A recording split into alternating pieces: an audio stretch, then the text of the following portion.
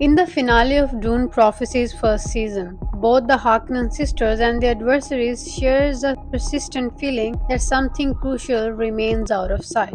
This theme resonates throughout this episode as Tula consults with Suk Dr. Nazir about the viral nightmare and the recurring imagery of blue eyes in the dark, questioning why everyone seems to see them. Similarly, when Valia shares her plan with Francesca, a conversation is secretly recorded by Harrow Harkonnen, her cousin, classic reminder to never trust a Harkonnen. She expresses her concerns about an unseen piece on the board that could change everything. The show's sixth episode is undoubtedly the best of the season, delivering twists, turns, and genuine shocks alongside dramatic moments that resonate and action sequences that thrill. Yet, despite its success, the season as a whole leaves the audience with a sense of incompletion. This, however, appears to be by design. The creators held back key information, crafting big reveals while banking on a second season to address unanswered questions. They gambled paid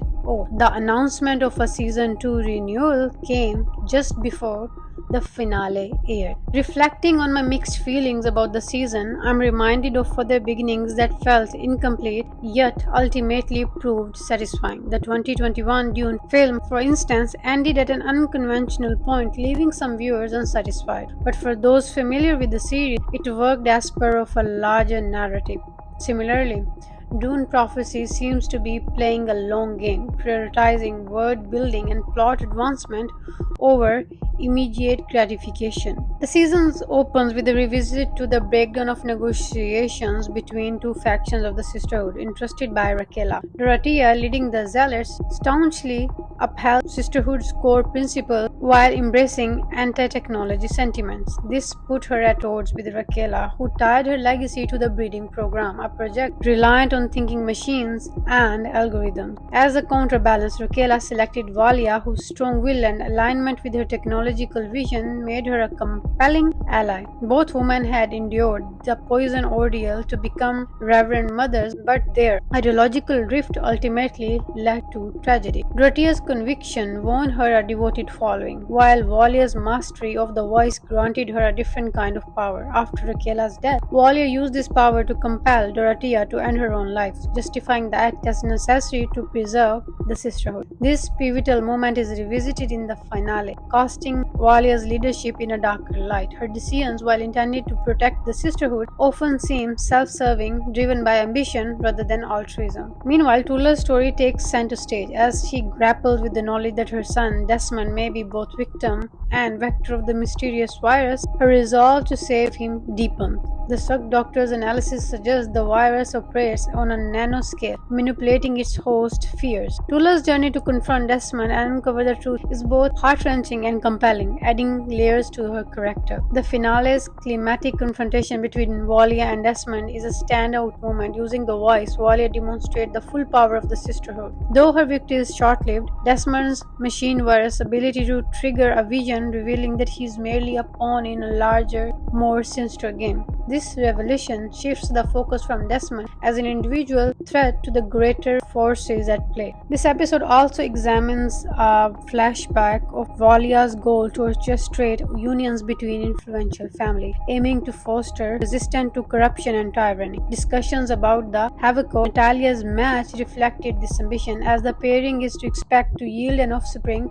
with desirable traits. Yet, Valia's seemingly self-serving decision often overshadow her grand vision, adding layers of complexity to her characters. Valia's choices have significant repercussions. The viral nightmare resurfaces as a pressing threat, with Nazir, the Suk Doctor, suggesting it may be a bioweapon exploiting the victim's fear. Nazir proposing using body chemistry to counteract the virus, a method akin to Raquela's transmutation of the Rozek poison. Tula volunteers for the procedure, but the Suk Doctor Nazir volunteers for this procedure, but ultimately fails when the virus becomes active, leading to her demise. Her last words reveal a harrowing truth: the virus is not a human, but a machine. Another hypothesizes that the virus may involve nanotechnology dormant within their cells, triggered to kill upon receiving a command. This revelation presents a moral dilemma, eliminating Desmond as a threat. But Tula refuses. intent on uncovering who transformed him into a weapon. Meanwhile, palace intrigue deepens. Kieran recalls a childhood tale about a monster among his people, a metaphor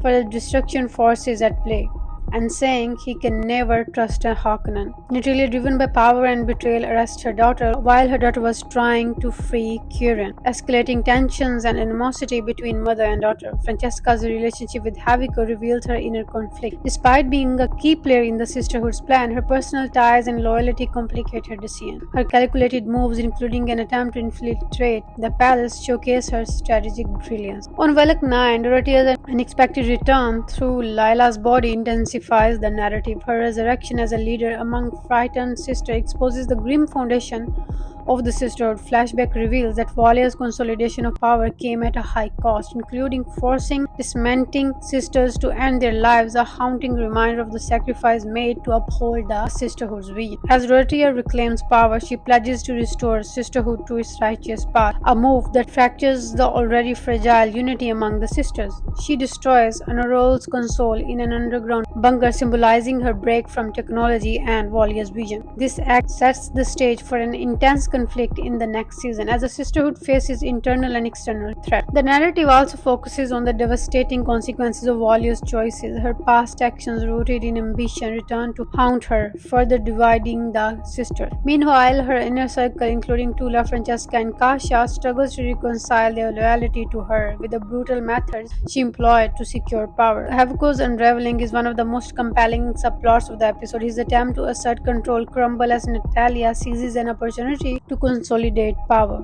Her calculated move to eliminate Francesca with Gom Jabbar shifts the balance of power as Haviko kills himself. Haviko's tragic realization of his manipulation by those around him culminates in his own demise. That underscores the season's theme of betrayal and sacrifice. Desmond's storyline reaches a critical juncture as the Sisterhood's plan begins to unravel. His resistance to their control and the looming threat of the viral nightmare heightened his key role as a figure in the upholding conflict. Despite being labeled as a weapon, his humanity and vulnerability add depth to his character. The high-stakes sequence as the spaceport delivers an adrenaline-fueled climax. Valia's use of the voice to overpower guards demonstrates her formidable abilities, but Desmond's resilience leads to an intense confrontation. The duel between the two is a standout moment, blending psychological and physical tensions. Valia's vision, spurred by Desmond's action, provides critical insights into the virus and its origins. Valia's vision reveals the virus as a product of thinking machine, crafted with precision to weaponize its host. This revolution ties into the overarching theme of technology's role in shaping power dynamics. The hooded figure overseeing these events adds an element of mystery,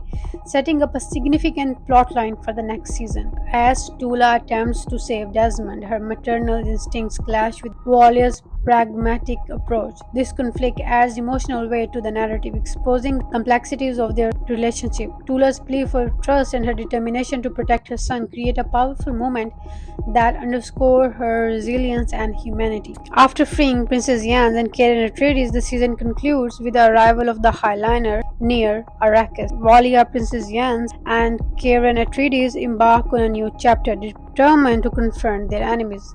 The closing sequence hints at the larger stakes of the series, blending personal struggle with epic confrontation. Overall, this finale stands as the strongest episode of the season, addressing some of the lingering issues with Valia's character. Her dedication to a vision larger than herself is more evident here, offering hope for deeper character development in the next season. The narrative focus on the Sisterhood's internal dynamics and the mystery surrounding Desmond successfully captures the audience's attention, setting the stage for an exciting continuation. While not a perfect season, the finale's ability to end on a high note demonstrates the creator's skill in delivering compelling storyline. With plenty of unresolved questions and narrative threads, the series holds immense potential for future exploration. If you enjoyed this analysis, don't forget to like, subscribe, and stay tuned for more discussion on the fascinating series. Thank you for watching, and I will see you soon.